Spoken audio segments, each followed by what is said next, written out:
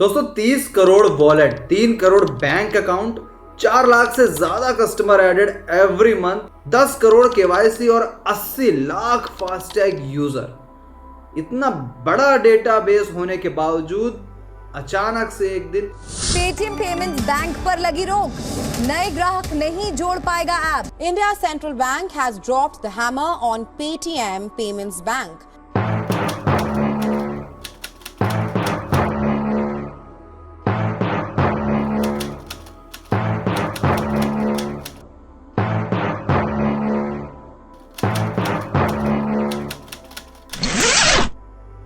ऐसा क्या हुआ कि इतना बड़ा और इतना स्ट्रॉन्ग नेटवर्क होने के बावजूद आरबीआई ने बैन लगा दिया है, रोक लगा दी है पेटीएम पर। कुछ ऐसा सवाल अगर आप सुनते चले आ रहे हैं या कुछ ऐसी न्यूज सुनते चले आ रहे हैं तो दोस्तों यहाँ पे सही करने की जरूरत है, क्योंकि रोक पेटीएम पर नहीं लगाई गई है किसी भी तरह की, पेटीएम पेमेंट बैंक पे रोक लगाई गई है। अब ये समझना होगा आपको कि पेटीएम अलग चीज है और पेटीएम पेमेंट बैंक अलग चीज है। इस वीडियो में हम डिस्कशन करेंगे उन तमाम चीज़ों पे जो रिसेंट में अभी एक्टिविटी हुई है कि क्यों आरबीआई ने ये बैन लगाया है, वो बैन लगाने से आप पे क्या इम्पैक्ट पड़ने वाला है और पेटीएम का शेयर क्या होने वाला है, इनफैक्ट जो सर्विसेज थी वो चलेंगी या नहीं चलेंगी, आपको अब क्या एक्शन लेना होगा, ये सारी चीज़ें हम डिस्कस करेंगे इस वीडियो में। बने रहिएगा वीडियो के एंड तक, सारी चीज़ें जानने के लिए आपके सवालों के आंसर, आपके डाउट वो सब क्लियर होंगे। और अगर ये इन्फॉर्मेशन आपको थोड़ी भी वैल्यू प्रोवाइड करती है तो इस वीडियो को शेयर कीजिएगा एंड चैनल को सब्सक्राइब कीजिएगा। दोस्तों जो सवाल है आपके कि क्या अब हम पेटीएम यूज कर पाएंगे, क्या हम अकाउंट यूज कर पाएंगे, हमारा ऑलरेडी करंट अकाउंट या सेविंग अकाउंट है पेटीएम में, क्या हम उसे एक्सेस कर पाएंगे आफ्टर 29 फरवरी, क्या हमें अकाउंट डिसकंटिन्यू कर देना चाहिए, फास्टैग कंटिन्यू करना चाहिए या नहीं कंटिन्यू करना चाहिए, साथ ही साथ मोबाइल रिचार्ज, यूपीआई सर्विस और जो स्पीकर होते हैं, जो साउंड मशीन्स होती हैं पेटीएम की, जो मर्चेंट मशीन्स होती हैं, वो सब एक्टिव रहेंगी या नहीं रहेंगी, वॉलेट पे जो पैसे हैं उसका क्या करें, हम नए अकाउंट खुलेंगे या नहीं खुलेंगे, पेटीएम के शेयर परचेज कर रखे हैं उनका क्या करूं, रिलैक्स, उन सभी का जवाब आपको इस वीडियो में मिलेगा। वीडियो शुरू करने से पहले और सारी इंफॉर्मेशन तक जाने से पहले समझ लेते हैं कि पेटीएम क्या है। दोस्तों पेटीएम एक फिनटेक कंपनी है दोस्तों, एक इंडियन ब्रांड है और इसके फाउंडर हैं विजय शेखर शर्मा। अब ये पूरी की पूरी डिटेल्स तक तो नहीं जाऊंगा मैं इस वीडियो में कि पेटीएम की हिस्ट्री क्या थी, कहाँ से आया, कब आया, इनकी कोई ज़रूरत नहीं है, लेकिन जो इन्फॉर्मेटिव चीज़ है वो मैं आपको बता देता हूँ। पेटीएम का आइडिया जो विजय शेखर शर्मा के दिमाग में आया था वो चाइना से आया था। जब वो एक मॉल में शॉपिंग कर रहे थे उस दौरान उन्होंने देखा कि चाइना में जो पेमेंट मेथड होता है, जब सारे के सारे लोग शॉपिंग कर चुके थे तो जिस लाइन में लगे हुए थे वहाँ पे पेमेंट, कोई फिजिकल पेमेंट नहीं हो रही थी, वहाँ पे बस सारा का सारा कंपोनेंट उस मॉल की बिल्डिंग में कैश काउंटर पे इंस्टॉल था। अब जो भी पेमेंट होती थी वहाँ पे तो जो कैश काउंटर पे इंसान रहता था वो एक क्यूआर कोड स्कैनर रखा रहता था और जितने भी लोग थे उनके पास उस मॉल का, पर्टिकुलर मॉल का एक एप्लीकेशन था। तो उस एप्लीकेशन में कुछ कोड था, उसको वो स्कैन करता था और स्कैन करने पे वो सारी की सारी जो पेमेंट होती थी वो उनके अकाउंट से, कस्टमर के अकाउंट से ट्रांसफ़र होके कैशियर के अकाउंट में या मॉल के जो अकाउंट होते थे, जो दुकानदार का जो अकाउंट होता था उसके पास चली जाती थी। ये चीज़ जब उन्होंने वहाँ पे देखी तो उन्हें लगा कि ये बहुत ही शानदार कंसेप्ट है और वाकई में एक अच्छा कंसेप्ट है जिसके कारण समय भी कम लगता है और चीज़ें बहुत फीजेबल भी हो जाती हैं। तो यही सेम कंसेप्ट को इंडिया लाकर उन्होंने 180 डिग्री टर्न कर दिया। 180 डिग्री टर्न किया तो अब क्यूआर स्कैनर जो होगा वो कस्टमर के पास होगा, क्यूआर जो होगा वो शॉप के पास होगा, यानी कि जिनको पैसे रिसीव कर रहे हैं उनके पास होगा क्यूआर, जिनको पैसे पे कर रहे हैं वो स्कैनर यूज़ करेंगे। और ऐसा इसलिए किया गया सो दैट इसको बहुत ईजी टू यूज़ बनाया जा सके। अगर यहाँ पे एक ठेले वाले से या एक रिक्शे वाले से कहा जाए कि आप स्कैन करो और ऐसी चीज़ें करो तो वो उनके लिए थोड़ा सा एक चैलेंजिंग हो जाएगा, लेकिन हम सिर्फ और सिर्फ उनको एक क्यूआर दे दें और उसे स्कैन करवाएं कस्टमर से तो उनके लिए थोड़ा सा इजी होगा। और यही कारण है कि आज आपको जगह जगह पेटीएम इंस्टॉल्ड दिखते हैं, पेटीएम के क्यूआर इंस्टॉल दिखते हैं। ये उनकी स्ट्रैटेजी थी, वहाँ से कॉपी करके यहाँ पे थोड़ा सा उसको मॉडिफाई करके पेश किया और सक्सेस हुआ। पेटीएम कंपनी को दोस्तों सबसे बड़ा बूम मिला है डिमोनेटाइजेशन में। जब ये कैश निकालना थोड़ा मुश्किल हो गया था तो उस वक्त लोग प्रेफर करने लग गए थे पेटीएम को कि अकाउंट टू अकाउंट ट्रांसफ़र कर देते हैं, कोई ज़्यादा इशू नहीं है, कैश की ज़रूरत नहीं पड़ेगी। उसके बाद कोविड-19 में अगेन जहाँ लोग फिजिकल टच को अवॉइड कर रहे थे तो वहाँ पे भी फिर इस इंडस्ट्री को फिर से बूम मिला, फिनटेक इंडस्ट्री को। अब पेटीएम क्योंकि बहुत पहले से काम कर रहा था इस इंडस्ट्री में, फिनटेक इंडस्ट्री में काफ़ी पहले से था पेटीएम, तो जाहिर सी बात है उसको ज़्यादा एडवांटेज मिलेगा कोई भी अपॉर्चुनिटी का या कोई भी ऑब्स्टेकल का भी। सो ये सारी चीज़ें चल ही रही थी कि 2017 में पेटीएम बैंक के लिए भी आरबीआई से लाइसेंस मांगता है और वहां से शुरू होती है जर्नी पेटीएम पेमेंट बैंक की। अब आपको समझना होगा दोस्तों कि जो बार लगे हुए हैं वो बार पेटीएम एप्लीकेशन के लिए नहीं लगे हैं, वो बार लगे हैं पेटीएम पेमेंट बैंक के लिए। अब इस पेटीएम पेमेंट बैंक में क्या क्या आता है वो भी मैं डिस्कस करूंगा इस वीडियो के आगे, लेकिन अभी समझते हैं कि वो बार लगे क्यों हैं और हैं क्या क्या। क्योंकि आरबीआई ने लाइसेंस दिया है तो आरबीआई के कुछ ना कुछ प्रोटोकॉल्स होते हैं, कुछ ना कुछ रूल्स एंड रेगुलेशंस होते हैं। पेटीएम उन चीज़ों को फॉलो नहीं कर रहा था और यहाँ पे आरबीआई ने कंपेल होकर ये ऑर्डर दिया, ये बैन को ऑर्डर दिया under section 35A banking regulation act 1949। कुछ 3 मेजर रिस्ट्रिक्शंस लगाए गए पेटीएम पेमेंट बैंक में। पहला रिस्ट्रिक्शन है कि 29 फरवरी के बाद किसी भी तरह का डेबिट या क्रेडिट नहीं होगा पेटीएम पेमेंट बैंक पर, ना ही वॉलेट पर, ना ही फास्टैग पर, ना ही एनसीएमसी कार्ड पर। ये एक कार्ड है जो पेटीएम ने लॉन्च किया था जिसको आप यूज कर सकते थे किसी भी मोबिलिटी सर्विसेज के लिए, लाइक मूवी के लिए, मेट्रो टिकट्स के लिए।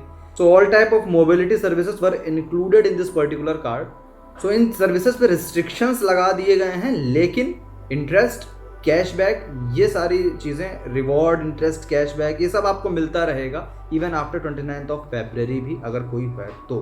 दूसरी चीज़ जो बोली गई है वो ये बोली गई है कि इवन आफ्टर 29 फरवरी अगर आपके अकाउंट में बैलेंस है, चाहे वो करंट अकाउंट है, चाहे वो सेविंग अकाउंट है, या चाहे आपका वॉलेट है, या चाहे आपका फास्टैग है, आप अपना बैलेंस यूज़ कर सकते हैं, खर्च कर सकते हैं उस पर्टिकुलर बैलेंस को। हाँ, उसमें नया नहीं ऐड कर सकते हैं, बाकी उसे यूज़ कर सकते हैं और खर्च कर सकते हैं। और इसी के साथ जो तीसरा इसमें रिस्ट्रिक्शन आया है वो ये आया है कि कोई भी नया कस्टमर नहीं ऐड किया जाएगा 29 फरवरी के बाद। अब जाहिर सी बात है दोस्तों, जब इन सारी चीज़ों की रिस्ट्रिक्शन लगा दिए गए हैं तो नया कस्टमर इसमें ऐड होकर करेगा भी क्या। ऐसे रिस्ट्रिक्शंस लगाए क्यों गए? इतना अच्छा डेटाबेस, इतना स्ट्रॉन्ग नेटवर्क, उसके बाद भी ऐसा एक्शन क्यों लेना पड़ा आरबीआई को? तो कुछ 4 चीज़ें समझ में आ रही हैं जो मैं आपसे डिस्कशन कर रहा हूँ यहाँ पे, कि इन 4 चीज़ों पे पेटीएम ने ध्यान नहीं दिया क्योंकि ये रेगुलेटरी स्टैंडर्ड में होते थे आरबीआई के। अब आरबीआई ने लाइसेंस दिया है तो जाहिर सी बात है वो रिस्ट्रिक्शंस लगाएगी तब जब आप उसके चीज़ों को वॉयलेट करेंगे। कुछ चीज़ें थी जो वो कह रही थी उनसे और पेटीएम मान नहीं रहा था उन चीज़ों को। पहली चीज़ जो थी, आरबीआई ने वार्न किया था पेटीएम को, काफ़ी पहले वार्न किया था केवाईसी रिलेटेड, कि जो केवाईसी होती है वो आप सारे के सारे कस्टमर्स की करें। और ये आज की नहीं, ये 2021 की बात है। 2021 में पहली वार्निंग मिली थी, नहीं मानी इन्होंने, सीरियसली नहीं ली इस चीज़ों को। 2022 में फिर वार्निंग देता है आरबीआई कि आप कर लो ये काम, आप केवाईसी क्लियर कर लो, सबके सब केवाईसी रखो अपने पास। फिर चीज़ों को नहीं माना गया। 2023 में अगेन वार्निंग मिलती है। इस वार्निंग में ना सिर्फ वार्निंग बल्कि उनको एक पेनाल्टी भी लगती है 5.39 करोड़ की, जो कि वो पे करते हैं, फिर आगे बढ़ते हैं और लाइटली लेके चीज़ों को कंटिन्यू रहते हैं। अब 2024 में फाइनल स्टेप लेना पड़ता है आरबीआई को क्योंकि आपको 3 बार वार्निंग दी गई है। अब क्योंकि इतना बड़ा नेटवर्क था, इतना बड़ा डेटाबेस है इसके पास, कितने सारे क्लाइंट्स और कस्टमर्स हैं, वार्निंग बनती भी है और इस कारण से वार्निंग दी भी गई। लेकिन 3 साल तक कंटिन्यू वार्निंग ना मानने के बाद चौथे साल रिस्ट्रिक्शंस लिए गए, एक्शन लिया गया। केवाईसी नहीं थी इनके पास काफ़ी कस्टमर्स की। अब केवाईसी मतलब होता है नो योर कस्टमर, जहाँ बैंक के पास कस्टमर की सारी डिटेल रहती हैं। वो डिटेल आपका मोबाइल नंबर, आपका पैन कार्ड, आपका एड्रेस, आपके ट्रांजैक्शन, सारी चीज़ें रहती हैं उनके पास। अब जो सेकंड चीज़ समझ में आती है वो ये आती है कि मल्टीपल यूज़र का एक ही पैन कार्ड था। ये काफ़ी बड़ी बात है। लाइक पैन कार्ड टैक्स की आइडेंटिटी होती है और मेरे ट्रांजैक्शन हिस्ट्री में भी वही पैन कार्ड है, आपके भी वही है, तो बहुत बड़ा फेरबदल किया गया ये। तो दूसरी चीज़ ये थी कि बहुत सारे लोगों का पैन कार्ड सेम था एंड दैट्स वाई इसको भी लेके वार्निंग दी। बट अगेन लाइटली ही लेना था उन्हें हर चीज़। ऑल्दो वो अब कह रहे हैं कि हम आरबीआई के रेगुलेटरी गाइडेंस जो भी है उसमें हम वर्क कर रहे हैं, लेकिन बात वही है कि अब वर्क करने से क्या मतलब जब ऑलरेडी आपने बहुत सी चीज़ लूज़ कर दी। तीसरी चीज़ है जो आरबीआई के गाइडलाइन को वायलेट करती है वो ये है कि जो पेटीएम था वो अपने प्रमोटर ग्रुप से सारी की सारी इन्फॉर्मेशन शेयर कर रहा था। अब पेटीएम की जो पेरेंट कंपनी है उसका नाम है 197 कम्युनिकेशन।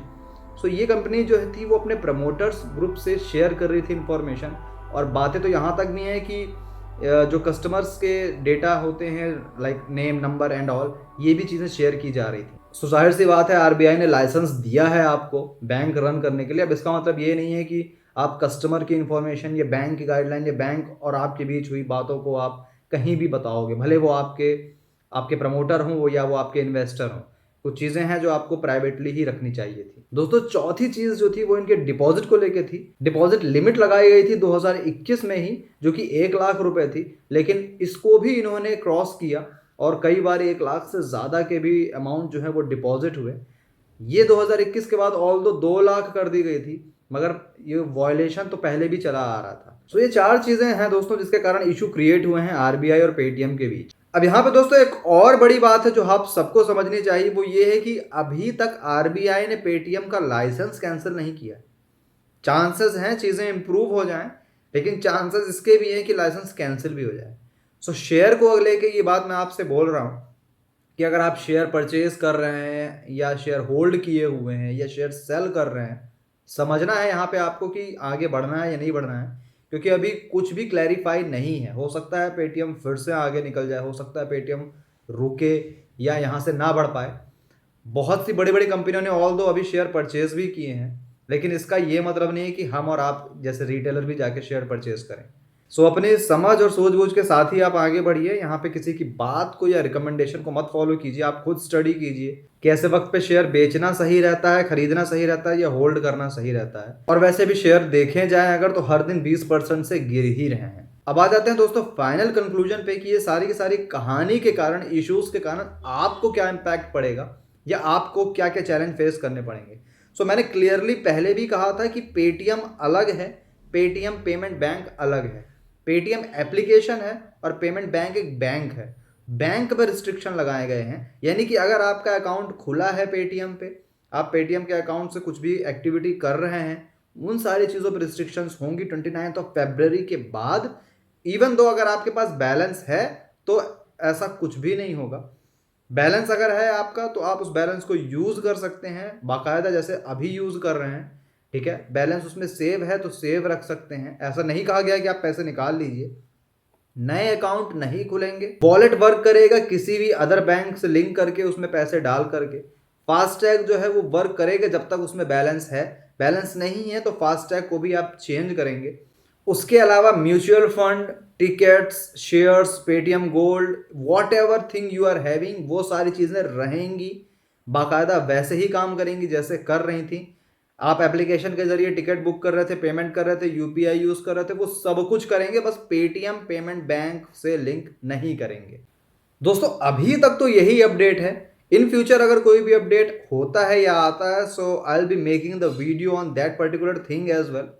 एंड इस वीडियो में शेयर की गई इन्फॉर्मेशन अगर आपको पसंद आती है या थोड़ी भी वैल्यूएबल लगती है, तो शेयर कीजिए वीडियो को एंड चैनल को सब्सक्राइब कीजिए।